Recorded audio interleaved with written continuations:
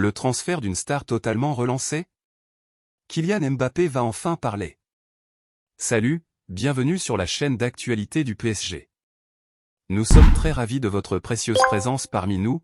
Abonnez-vous pour rester informé de tout ce qui se passe au Paris Saint-Germain. Sans ajouter plus, recevons les nouvelles. À la recherche d'un attaquant de pointe cet été, Luis Campos a multiplié les pistes et selon nos informations il a notamment tenté d'attirer Victor Osimhen au Paris Saint-Germain. Sans succès, puisque le Nigérian est resté au Napoli, où son avenir fait toutefois beaucoup parler, entre possibles prolongations et transferts lors du prochain mercato. Avec les départs de Lionel Messi et de Neymar, le PSG a pu révolutionner son attaque et surtout, trouver enfin un véritable numéro 9. Ce n'est d'ailleurs pas un, mais bien deux buteurs qui ont débarqué avec Gonzalo Ramos et Randal Kolo Muani. Les regrets du PSG. Luis Campos avait pourtant d'autres objectifs en tête. Nous vous avons en effet révélé sur le disport.com que le boss du recrutement parisien a tenté sa chance pour un Marcus Thuram libre de tout contrat, mais surtout pour Victor Osimhen, qu'il avait recruté par le passé au LOSC. Le meilleur buteur de la dernière saison de Serie A n'a toutefois pas bougé, avec le Napoli qui réclamait jusqu'à 200 000 €. La Napoli croit toujours à une prolongation d'Osimhen. Cet échec ne semble pas avoir mis un terme aux espoirs du PSG, puisqu'Osimhen se retrouve dans une situation assez délicate avec son club.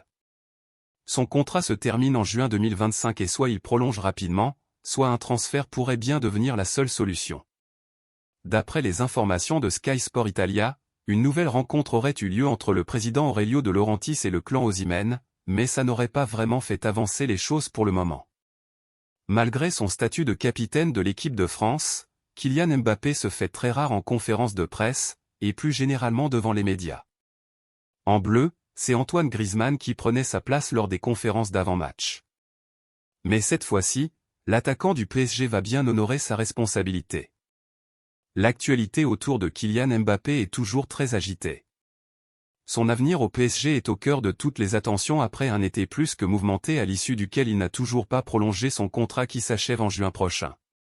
C'est l'une des raisons pour lesquelles le crack de Bondy ne se présentait plus en conférence de presse avec les Bleus. Mbappé sera en conférence de presse avec Deschamps. Et pourtant, c'est traditionnellement le capitaine de l'équipe de France qui se présente devant les médias en veille de match. Mais alors que les Bleus sont déjà qualifiés pour l'Euro et que l'enjeu sportif est désormais moins important, Kylian Mbappé a choisi de revenir en conférence de presse. Didier Deschamps sera effectivement accompagné de son capitaine ce vendredi à 17 h à la veille du match contre Gibraltar. Appréciez-vous la nouvelle? Laissez votre like pour aider la chaîne. Une première depuis le 15 juin. C'est un petit événement puisque Kylian Mbappé n'est plus apparu en conférence depuis le 15 juin. Depuis cette date, c'est Antoine Griezmann qui se présentait en conférence de presse. Le capitaine des Bleus a décidé de reprendre ses obligations. Reste désormais à savoir ce qu'il aura à dire. Scène surréaliste avec un joueur du PSG, il raconte le clash. Cette nuit, l'Uruguay affrontait les champions du monde argentins dans la bouillante enceinte de la Bombonera, à Buenos Aires. Les Argentins ont subi la première défaite, 0-2, depuis celle face à l'Arabie Saoudite lors du dernier mondial, 1-2, mais le match a surtout été marqué par le geste obscène du milieu de terrain du PSG, Manuel Ugarte en direction de Rodrigo de Paul. Ce dernier a réagi à cette provocation après le match. Les matchs entre l'Uruguay et l'Argentine sont toujours très chauds.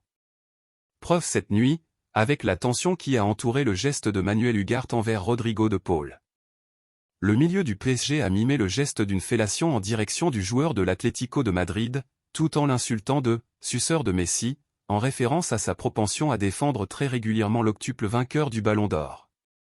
Lionel Messi a d'ailleurs recadré Ugarte en estimant que « les jeunes doivent apprendre à respecter les anciens ». L'Uruguay a fait mieux. Rodrigo de Paul a été bon joueur après la défaite de l'Argentine face à l'Uruguay cette nuit, 0-2, se concentrant sur le match à venir face au Brésil. J'aime parler de football. L'Uruguay a fait mieux et maintenant nous devons nous relever et jouer un grand match au Brésil, mardi, note de la rédaction. Parfois, le football est injuste. Nous devons nous occuper de tout que nous avons gagné et obtenu, tout le respect que nous avons gagné pendant cette période. Cela se fait sur le terrain et rien de plus. Le geste d'Ugarte? C'est une connerie. Ça reste sur le terrain, il ne s'est rien passé. Le milieu de terrain de l'Albi Céleste a évidemment été interrogé sur le geste du joueur du PSG, Manuel Ugarte à son égard. Le geste d'Ugarte? C'est une connerie. Ça reste sur le terrain, il ne s'est rien passé. Deschamps a pris sa décision pour cette recrue du PSG. Pour ce rassemblement du mois de novembre, Didier Deschamps a décidé de convoquer 5 joueurs du PSG au total: Kylian Mbappé, Ousmane Dembélé, Lucas Hernandez, Randal Kolo Muani et Warren Zaïre-Emery, le petit nouveau. Pour la rencontre face à Gibraltar, prévue ce samedi soir, le sélectionneur des Bleus ne devrait pas titulariser l'ancien buteur de l'Eintracht Francfort.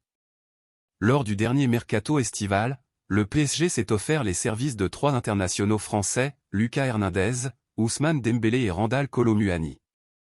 Concernant l'ancien buteur de l'Eintracht Francfort, il vit des débuts compliqués sous les couleurs parisiennes. Marcus Thuram titulaire contre Gibraltar?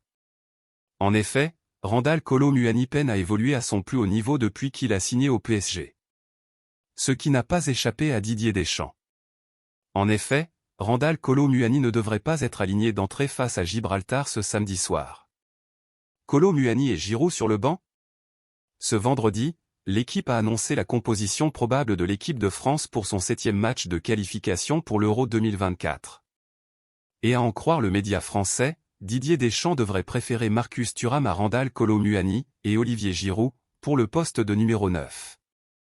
Que pensez-vous de cette nouvelle? Donnez votre avis dans les commentaires. Restez à l'écoute, car je reviendrai et apportera plus de nouvelles de votre équipe. Abonnez-vous pour ne rien manquer.